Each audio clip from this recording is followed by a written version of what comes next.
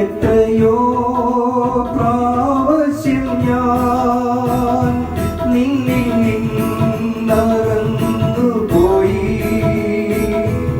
അറിഞ്ഞും അല്ലാതെയും തിന്മകൾ ചെയ്തു പോയി. എങ്കിലും സ്നേഹമതാ ഞാനിന്നും ജീവിക്കുന്നു. എങ്കിലും സ്നേഹമതാ ഞാനിന്നും ജീവിക്കുന്നു. ദൈവനാമത്തിന് മഹത്വമുണ്ടാകട്ടെ. ഇന്നത്തെ പ്രഭാത ധ്യാനത്തിനായി 24-ാം സങ്കീർത്തനം 7-ാം വാക്യം.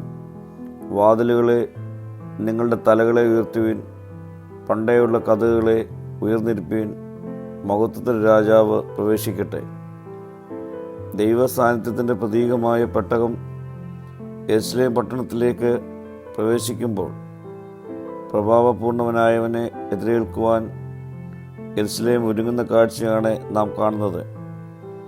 മഹത്വത്തിൻ്റെ രാജാവായ ദൈവത്തെ സ്വീകരിക്കുന്നതിന് ഒരുങ്ങേണ്ടതിൻ്റെ ആവശ്യകതയെ ഈ വാക്യം നമ്മെ ഓർമ്മിപ്പിക്കുന്നു.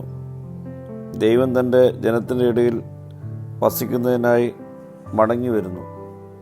രാജാവിന് മഹത്വത്തിൽ പ്രവേശിക്കുവാൻ അനുവദിക്കുന്നതിനായി വാതിലുകൾ ഉയർന്നിരിക്കുന്ന ഒരു വിജയകരമായ ഘോഷയാത്രയാണ് ഈ ഭാഗത്ത് പ്രതിബിംബിക്കുന്നത്.